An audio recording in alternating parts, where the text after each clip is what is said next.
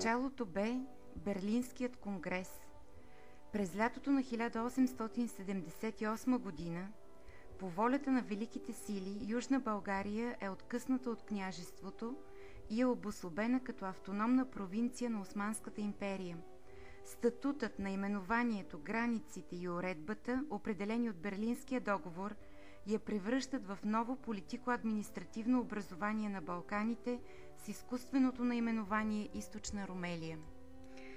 Решенията на Берлинския конгрес предизвикват масово съпротивително движение в страната. То започва спонтанно и почти едновременно във всички български земи. В различни краища на страната са образувани комитети единство, които под формата на благотворителни дружества подготвят въстание в Източна Румелия, Македония и Одринско. В Пловдив на 16 август 1878 г. в къщата на известния национален революционер Димитър Матевски се провежда тайно събрание, на което е решено да се основе комитет с цел да организира въоръжена съпротива срещу прилагането на Берлинския договор. Под ръководството на Пловдивския комитет със съдействието на Временното руско управление се създават гимнастически дружества за въоръжена подготовка на населението и да не се допускат турски гарнизони по границата с княжеството. Съединистката акция от 1880 г. се изразява най-вече в кроежи и опити. Първи опити за съединение. В княжеството идеята за съединение се поддържа от правителството на либералната партия и от самия княз. На 16 май 1880 г. в Сливен се свиква събрание, което трябва да се занимае с приготовление на народните сили, нужни за постигане на общата народна цел – съединението на целия български народ.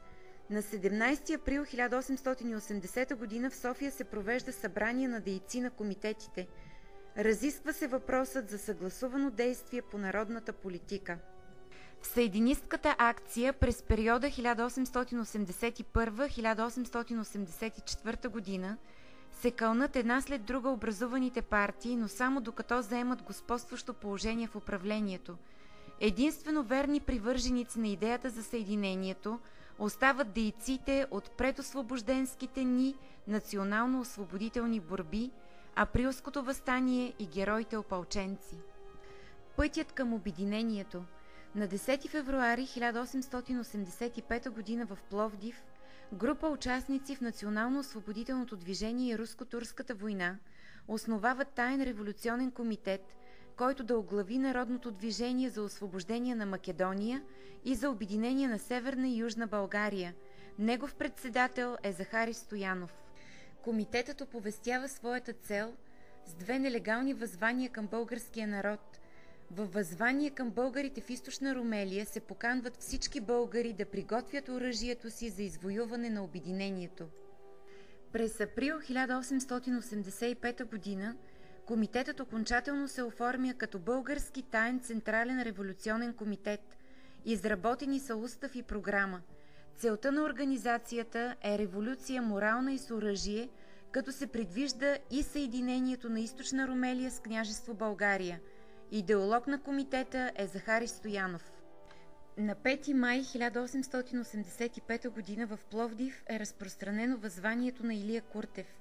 С него той призовава източнорумелийците да образуват чети, с които да вдигнат въстание в Македония. Възванието, отпечатано в брошура, е разпространено до комитетите и опълченските дружества във всички окръжни и околийски градове. На 11 май се чества тържествено празникът на Кирил и Методий. В много градове на областта се образуват шествия. Това са първите от поредицата масови политически акции, които Българският таен централен революционен комитет организира с цел да превърне всенародния стремеж за обединение в масово съединистко движение. На 19 май в Пловдив в църквата Свети Георги се събират над 300 граждани, за да честват 9-та годишнина от смъртта на Христо Ботев. Учителят Атанас Патев произнася възторжена реч за неговия героизъм. В градската градина народът се събира на митинг. Учителят Петър Зографски държи реч, която завършва с призив за освобождението на Македония и съединението на Северна и Южна България. Демонстрантите се отправят към конака, за да искат освобождаването на арестуваните комитетски дейци. На 21 май в Пловдив по предложение на частния съвет, главният управител на областта Гаврил Кръстевич уволнява от служба 15 участници в честването на Ботев. Между тях са най-активните дейци на Българския таен централен революционен комитет, а по предложение на директора от Пловдивската гимназия са изключени учениците, участници в демонстрацията. На 28 май 1885 г. излиза първият брой на вестник Борба, редактиран от Захари Стоянов. Вестникът пропагандира програмата на комитета. Цялото съдържание на вестника е подчинено на основната идея – съединението. На 2 юни 1885 г. в Чирпан комитетът в града провежда акция за набавяне на оръжие. Нападнат е военен склад. Извършителите на акцията Стойо Филипов, Васил Бабаков и Пейо Гарванов са арестувани. Бурните протести и заплахи на черпанското население обаче принуждават властта да освободи арестуваните. На 21 юли на връх Бузлужа се стичат над 3000 души, бивши опълченци, дейци на Съединението и общественици от княжество България и Източна Румелия за честване 17-та годишнина от гибелта на Хаджи Димитър и неговата чета. На тържеството, организирано от Българския таен централен революционен комитет, присъства майката на Хаджи Димитър. То е демонстрация на българското национално единство. На 25 и 26 юли в село Дермен-Дере на заседание на Българския таен централен революционен комитет е избран нов централен комитет, който си поставя за цел съединението на Южна и Северна България да се извърши под скиптъра на княз Александър I. Освобождението на Македония на този етап е изоставено за по-благоприятен момент. Взема се важно решение на 15 септември с помощта на войската и въоръжени чети да се вдигне въстание за сваляне на правителството на областта и да се провъзгласи съединението. Набелязани са и конкретни мерки за неговата подготовка. На 23 август Българският таен централен революционен комитет приема окончателния план за въстание. Димитър Ризов и майор Сава Моткуров са натоварени с мисията да уведомят княз Александър I за подготвяната акция и да се иска съгласието му да приеме извършеният акт. На 30 август в Шумен двамата пратеници на Българския таен централен революционен комитет са приети от княза във военния лагер край града. Те съобщават решението на комитета да провъзгласи съединението на 15 септември и искат съгласието му да приеме извършеният акт.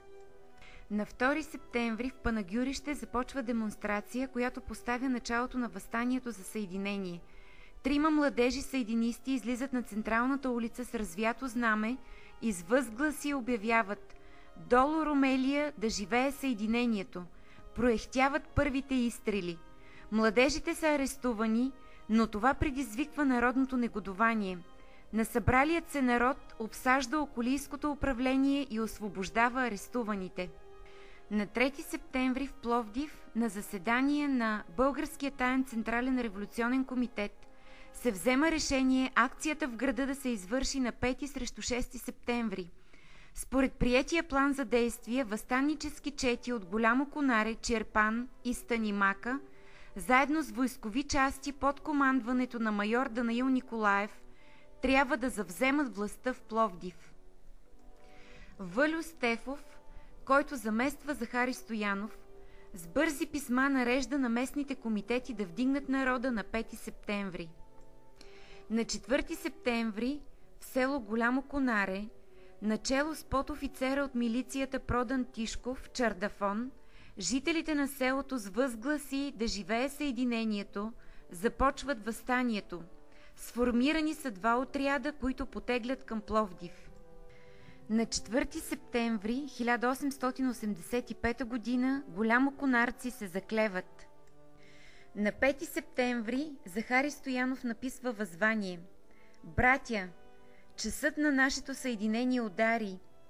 Вие се задължавате в името на Отечеството да ни подпомогнете в святото дело. В отделни градове и села комитетите вдигат народа в името на съединението. Под командването на поп Ангел Чолаков и Никола Кръстев е образувана 2000-на станимашка чета, която поема към Пловдив. На 6 септември на разсъмване майор Данаил Николаев повежда войската. Обкръжена е резиденцията на главния управител. Към войниците се присъединяват въстанническите отряди. Арестуван е главният управител на областта Гаврил Кръстевич и е обявено съединението на Източна Румелия и княжество България в името на княз Александър I Батенберг. Българският таен централен революционен комитет обявява създаването на временно правителство под председателството на доктор Георги Странски.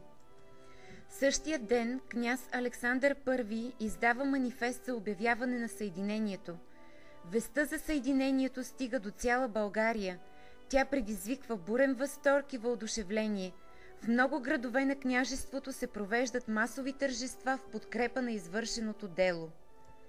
На 9 септември, придружен от министър-председателя Петко Каравелов, княз Александър I влиза в Пловдив. Жителите на града го посрещат тържествено, виждайки в негово лице олицетворение на идеала си за национално единство. Съединението на княжество България с Източна Румелия е събитие, което се превръща в национална символика. То е осуетило опита на чужди сили да направят изкуствена нация в преобладаващо българска етническа територия. Съединението на 6 септември 1885 г. е чудесен пример за чувството на предците ни за исторически момент, за съотношение на силите, за умереност в исканията, за баланс между решимост и умереност, за добре дозиран краен ефект. То е продължение на вековните борби на българите за национално обединение.